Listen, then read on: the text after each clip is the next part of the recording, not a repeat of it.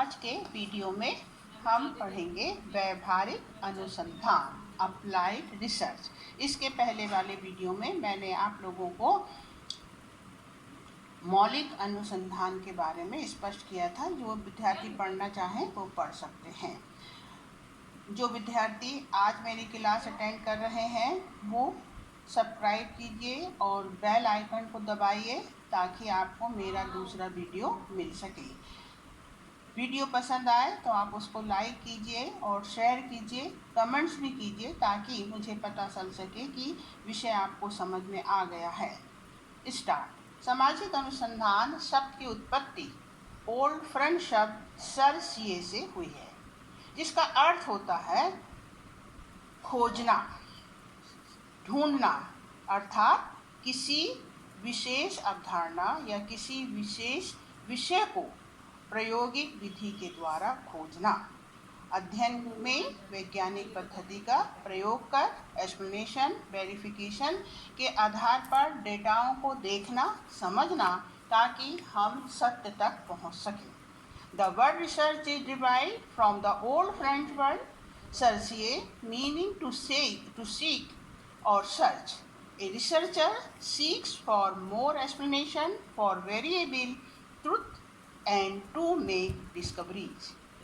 व्यवहारिक अनुसंधान के अंतर्गत हमारे अध्ययन का मुख्य उद्देश्य स्वीकृत सिद्धांतों के आधार पर किसी समस्या का समाधान या नवीन सिद्धांतों का निर्माण करना होता है। स्वीकृत सिद्धांत का उपयोग यहाँ मैंने इसलिए किया है ताकि जो विधि वैज्ञानिक पद्धति के द्वारा निर्धारित की गई है उसके आधार पर हम समस्या का समाधान करेंगे और नए सिद्धांतों का निर्माण करते हैं ताकि उसके माध्यम से समाज के लिए एक व्यवहारिक योजना प्रस्तुत कर सकें, जैसे स्वास्थ्य, शिक्षा, कृषि, व्यापार, न्याय। ऐसे कई पक्ष होते हैं समाज के समस्या के संबंध में और उनके लिए नई नई योजना प्रस्तुत करना व्यवहारिक अनुसंधान का उद्देश्य होता है। कहने का अर्थ यह है कि व्यवहारिक अनुसंधानकर्ता किसी समस्या का समाधान नहीं करता है, बल्कि कुछ व्यवहारिक विषयों से संबंधित एक ऐसा यथार्थ ज्ञान प्रदान करता है जिसको आधार मानकर समाज सुधारक, प्रशासकीय अधिकारी और समाज और व्यक्तियों के लिए कल्याणकारी योजना बनाते हैं। Applied research is methodology used to solve a specific practical problem of individual or group. कभी कभी व्यवहारिक अनुसंधान कमर्शियल दृष्टिकोण से भी अध्ययन करता है और साथ ही उसका मुख्य उद्देश्य इम्प्रूव ऑफ ह्यूमन कंडीशन होता है। श्रीमती यंग के अनुसार व्यवहारिक अनुसंधान का तात्पर्य ज्ञान के उस संचय से है जिसे मानवता की भलाई के कार्यों के लिए लगाया जाए। Gathering knowledge that could aids in the betterment of human destiny is terms applied और प्रैक्टिकल रिसर्च। मौलिक अनुसंधान में हमने देखा था कि उसका मुख्य उद्देश्य ज्ञान का विस्तार करना था, नए विचारों को खोज करना, जिसे हम इनोवेशन कहते हैं। हम कह सकते हैं कि इसका आधार जो है मौलिक अनुसंधान का बेटर इंफॉर्मेशन प्रदान करना है और उसी ज्ञान के आधार बनाकर अप्लाइड रिसर्च के द्वारा अनुसंधानकर्ता उसे आगे बढ़ाता है, जिसका रूप मुख्यतया लार्ज स्केल पर स्टडी करके डाटा कलेक्शन करके समस्या को समझा जाता है ताकि मानव समस्या के समाधान को दूर किया जा सके। इस प्रकार व्यवहारिक अनुसंधान ज्ञान प्राप्ति से संबंधित ना होकर प्राप्त ज्ञान को व्यवहारिक जीवन में लागू करता है। C.R. कोठारी के अनुसार व्यवहारिक अनुसंधान का उद्देश्य किसी समाज अथवा औद्योगिक व्यापारिक संगठन के सम्मुख विकसित तत्कालीन समस्या का समाधान ढूंढना है।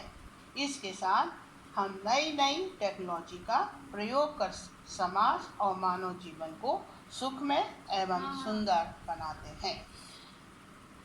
अब हम पहला उदाहरण हम कृषि के क्षेत्र में देखते हैं। कृषि के क्षेत्र में इम्प्रूव एग्रीकल्चर क्रॉप्स प्रोटेक्शन। कृषि व्यवस्था में यदि व्यवहारिक अनुसंधान को देखा जाए तो भारत में स्वतंत्रता के बाद हरित क्रांति का श्री गणेश हुआ, जिसका उद्देश्य टेक्नोलॉजी के माध्यम से कृषि को इतना उन्नत बनाया जाए कि भारत को दूसरे देशों से अनाज आयात नहीं करना पड़े। और हम पाते हैं कि नई नई टेक्नोलॉजी का प्रयोग कर खेती को सरल बनाया गया और दूसरी ओर ऐसी भूमि को जो कमज़ोर पड़ गई थी उसमें अधिक से अधिक उत्पादन किस प्रकार से प्राप्त किया जा सके, इसके लिए रसायन खाद का उपयोग किया गया। न्यूट्रिजन, फॉस्फोरस और पोटेशियम, ये 3 ऐसी चीज़ें हैं जो कि एक और प्लांट को ग्रोथ देती हैं, बीज को संख्याओं को ग्रोथ बढ़ाती हैं और दूसरी ओर प्लांट को इतना मजबूत रूट प्रदान करती हैं जिससे कि प्लांट जो होते हैं साधारण हवा से गिर नहीं पाते हैं। तो इस प्रकार से उत्पादन के क्षेत्र में अप्लाइड रिसर्च का प्रयोग करके भारत ने कृषि व्यवस्था को लाभदायक बनाया। दूसरा जो उदाहरण है वो है स्वास्थ्य के क्षेत्र में। Treat of cure and specific disease means मनुष्य के जीवन की भोजन के साथ साथ दूसरी महत्वपूर्ण आवश्यकता है स्वास्थ्य। और स्वास्थ्य के क्षेत्र में हम देखते हैं अप्लाइड रिसर्च का प्रयोग कर बहुत अधिक लाभ प्राप्त किया जा सकता है। निसर्ग, जो कि डेनमार्क के वैज्ञानिक थे, उन्होंने जानवरों और पौधों में सेल्स की जानकारी प्राप्त करने के लिए ऑयन पंप्स का इनोवेशन किया था।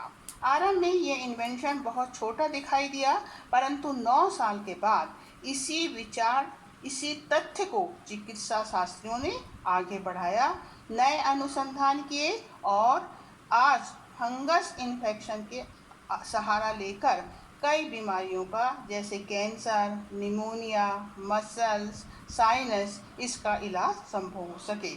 दूसरे जो है शिक्षा के क्षेत्र में हम देखते हैं आज की जो स्थिति है उस स्थिति में हम देखते हैं कि पूरा विश्व महामारी की चपेट में है और ऐसे में शिक्षा को किसी प्रकार से नुकसान ना पहुँचे, इस और हम पाते हैं कि टेक्नोलॉजी का प्रयोग कर वर्तमान में शिक्षा के क्षेत्र में राष्ट्रीय स्तर से लेकर अंतर्राष्ट्रीय स्तर तक शिक्षा का प्रचार किया जा रहा है। ऑनलाइन शिक्षा के द्वारा हर एक विद्यार्थी शिक्षा का पूरा लाभ प्राप्त कर रहा है। दूरसंचार व्यवस्था से यह संभव हो सका। 1969 के पहले यह एक सपना था कि किस प्रकार से एक स्थान पर बैठकर दूरसंचार के द्वारा हम पूरे वर्ल्ड से संबंध स्थापित कर सकते हैं। और लास्ट जो है कि मनुष्य के जीवन को उसने क्या बनाया, सरल बनाया। अप्लाइड रिसर्च के द्वारा हम पाते हैं कि मनुष्य का जीवन जो है नई नई टेक्नोलॉजी से सुरक्षित हो गया, सुविधाजनक हुआ। वर्तमान में प्रत्येक व्यक्ति वॉशिंग मशीन का प्रयोग करता है। नई टेक्नोलॉजी के अंतर्गत गार्बेज बैग का निर्माण हुआ है और ये जो गार्बेज बैग हैं इनमें यदि कोरोना के मरीजों का जो वस्त्र वगैरह है, जो सामग्री है, उस सामग्री को यदि वॉशिंग मशीन में डाल दिया जाता है तो उसमें किसी भी स्वास्थ्यकर्मी को हाथ लगाने की आवश्यकता नहीं होती है। उन बैगों को वॉशिंग मशीन में डाल दें और उसके बाद वो उसी में क्या हो जाते हैं, डिजॉल्व हो जाते हैं और वस्त्र जो है, जो सामग्री है, वो साफ होकर बाहर निकल आती है, जिससे बीमारी के फैलाव से बचा जा सकता है। इस तरह नई नई टेक्नोलॉजी का प्रयोग कर मानव जीवन की जो समस्याएं थी कि इसको कैसे शब्द था उसको कैसे दूर किया जाए, अप्लाइड रिसर्च के द्वारा व्यावहारिक अनुसंधान के माध्यम से हम इस कैसे को जो है शब्द को पूरी तौर से दूर कर सकते हैं। तो इस तरह कहा जा सकता है कि यहाँ बहुत सी ऐसी समस्याएं एवं अवधारणाएं हैं जिन्हें मौलिक या फंडामेंटल अनुसंधान के द्वारा नहीं समझा जा सकता है, उनको व्यवहारिक अनुसंधान के द्वारा समझा एवं समाप्त किया जा सकता है। परंतु यहाँ एक बात ध्यान रखने योग्य है कि मौलिक और व्यवहारिक अनुसंधान दोनों पारस्परिक संबंधित हैं। मौलिक अनुसंधान के द्वारा प्राप्त सिद्धांतों को आधार बनाकर व्यवहारिक अनुसंधानकर्ता अनुसंधान को आयोजन करता है। अनुसंधान में ये दोनों स्वरूप सिद्धांतों के विकास और सिद्धांतों के सत्यापन के लिए एक दूसरे पर निर्भर हैं।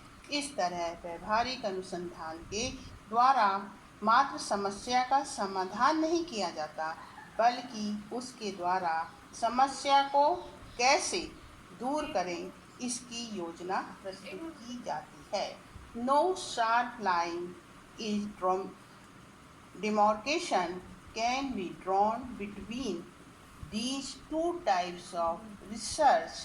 Each is dependent upon the other for development and verification.